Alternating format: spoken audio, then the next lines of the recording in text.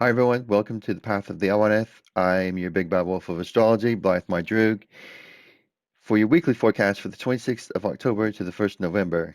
This week we're going to discuss the trining of Venus to Saturn, Pluto, and Jupiter, which is counterbalancing the effects of Mars squaring those planets.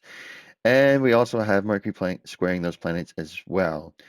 We'll also talk about how Mercury retrograde is going backwards into Libra, while Venus is also moving forward into Libra. So we'll have a look at those right after this.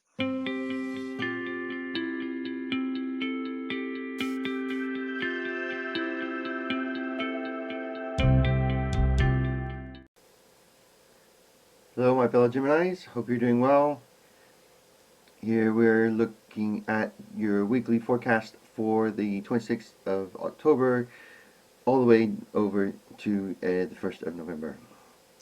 Right, starting off the week, we have Venus in our fourth house here of home, close family, and secured places that we like, that we feel safe. And it is trining up to your eighth house of shared resources, trining up to Saturn and Pluto in earthly Capricorn. And the fourth house is also an earth house as well, so that's quite good. Very grounded feelings. Maybe in particular a particular loved one close in your home or in your environment, somewhere where you feel safe. Marrying up to those shared resources, and maybe there's talk about a mortgage or a joint bank account of some kind. Whatever it is, there are uh, good things happening with it. With Venus trine Saturn, we have certain rules that we have to play with, and we are okay with those. Those are fine. There's limits in our relationships with that, which makes it, if we know what the limits are, we can play within those, so that's fine. Eighth house is also, eighth house is death, sex, and taxes. So anything to do with shared finances, shared resources, like bank accounts, loans, debts, things like that. It's also about your sexuality and intimacy, and the two becoming one, which is like the little death there. Uh, so anything related to that, and I'm talking about this because obviously we have Venus, who's the planet of love and um, sensualness, and we got that home environment, so we're feeling really good in that place, feeling very sensual in our immediate environment. We have that certain someone close by to us, so there's just that sexual play there. With Saturn there are the rules, the responsibilities towards loved ones. So this is more than likely going to be something monetary, most likely something to do with a home and a loved one, definitely. And we also have the trine up to Pluto in Capricorn as well, and that signifies a intense relationship, a deeper connection to this areas. So I'm definitely feeling that there's going to be some kind of uh, front on the joint resources going on with that. We do have Mars squaring up to Jupiter in your eighth house of intimacy. Mars is in your 11th house of friendships and community and goals and dreams. Yes. Um, so there might be some tension with the Mars Jupiter square. There's an exuberant amount of energy where you tend to overdo things. We have this tendency here of maybe spending shared resources when we're out socializing. That's something that we have to look at. Make sure that we aren't spending other people's money, or that we are following the rules that we've set in place in that trine. Also, we've got the Neptune here in your 10th house of career. Neptune is about goals, dreams, sort of the ideal. So we've got that dream job maybe, or we have an ideal of what we want to do, our long-term goals. We've got those in our heads. And that's sextiling up to Jupiter there, so we've got that um, energy, that um, um, what's the word? Um, magnanimous? No. uh, we're feeling really good about ourselves. It's about friendships, and we've got that energy going. So our career is feeding into our shared resources, which is good. We've got that home life feeding into our shared resources as well. The shared resources are feeding into our home life and our partner's life as well, which is really good. We've also got this Sun Mercury retrograde, Mercury retrograde with the Sun conjunct, meaning they're in the same place. That is in our work area, meaning that there's an added emphasis in our work, our daily routine with that Sun energy. Mercury retrograde is asking us to think back to past routines maybe, or past jobs that we've done, rethinking about our current situations. With this retrograde, once it starts going forward, we have to go forward with a new perspective of what we've learned so far in this retrograde. So this is something that we've got to pay attention to. Maybe there's a routine that isn't working, or maybe we're in a job that doesn't really suit us at the moment, and this is something we're reconsidering now. Um, and we got that added Sun energy, so it's our want is to have a job that uh, to work in a place that um, gives us life and energy that we love to go into. Um, it's also about being of service to others, and and that. And then you've got this conjunct at the moment, um, opposite Uranus in your 12th house, in our 12th house, in the sign of Taurus. So we've got this energy of the Sun, which is all about us and doing the detail work and everything like that. But we've got that 12th house, which is our broadening our. It's not just about us. It's about the society in general. It's about helping those in need. And we have a Uranus there, who's the planet of self-expression. And with this opposition, we're trying. There's a conflict between wanting to get into the details of things and looking at the bigger picture. Possibly some kind of questioning of who we are, or what we're doing. Is it something? Are we fulfilled in this area of work that we're currently in at the moment?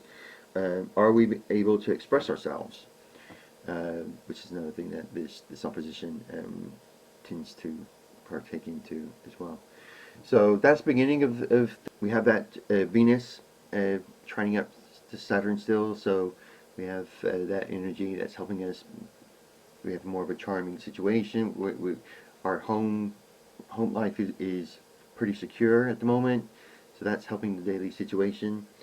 Uh, Moving forward, we see that both Mercury and Venus are going into Libra. Venus rules Libra, so its influences are more energized in this area. This is ruling our self-expression, our hobbies, things we enjoy doing, children, romance, and and then we've got the Mercury coming in as well, retrograde, so it's going backwards, and we're having to rethink our partnerships, not our partnerships, but our relationships, or we are maybe rethinking our self-expression. Maybe or maybe the the money situation in your shared resources is affecting your hobbies or your artistic expression or your creativity, so that's maybe hindering that at the moment. Uh, and as we move forward into the week, you will start having Mercury start squaring up to the other two in your 8th house. So we've got on Thursday, we've got Mercury squaring up to Pluto, which means that there is some suspicious activity. Maybe it's just distrustful. Uh, you're left to fill in the blanks of certain situations. So maybe you're thinking way too much and way out of sync with what everybody else is thinking. Uh, there may be some disruptions with joint resources and your maybe to do with your romantic partner. Um, there is you just need to make sure that you've got all the information at hand. Make sure that you confirm that information, and things should work out for you.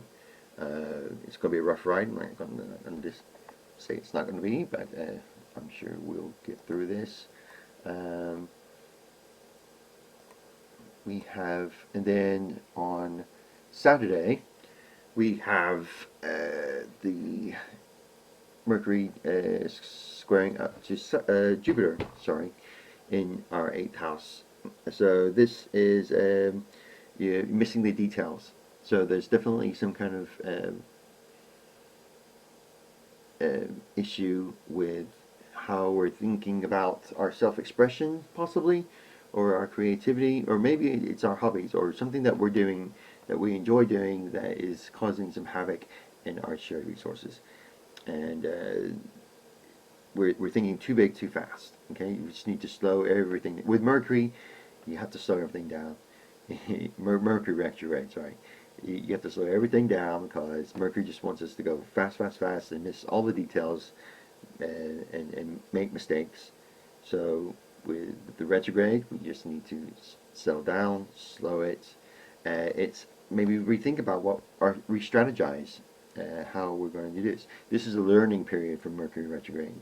Once we go forward with Mercury, we put into what we've learned in that perspective into action to help us get into a better place than what we were before when Mercury started doing this retrograde. So that is what we have here. Also, this Sun and Uranus opposition goes into exact on Saturday as well. We will also have the moon, which is going to be a full moon on Halloween, and it's Samhain, Halloween, so it's a super moon for that one, and plus it's a blue moon, so that's extra special. So that is going to add to this opposition here and I will put a link in, because I will do another video for the full moon, and I will put a link in here to point to that, so you can have a look at that. But this will add to, especially with this in this 12th house, that full moon will add to the subconscious aspect, and there could be some maybe some self-sacrifice is needed for this opposition in order to do the work that we need, and maybe being able to help others is the goal in that one. We need our self-sacrifice will come into play, and that will have an emotional impact as well, and it'll be something that we need to do.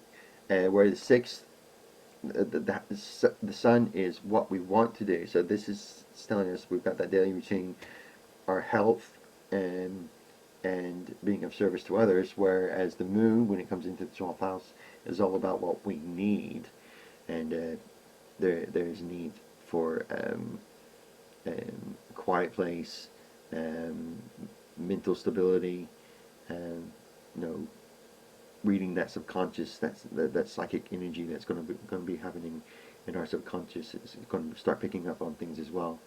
So that's it in a nutshell. With this, yep, Sunday is the same as Saturday. So there we go, Gemini. I hope you liked the video. If you did, thumbs up. I hope you subscribe to my channel, because it'll help me make more videos. Inspire me to do more videos, I should say. And yes, I hope to see you again. Thank you.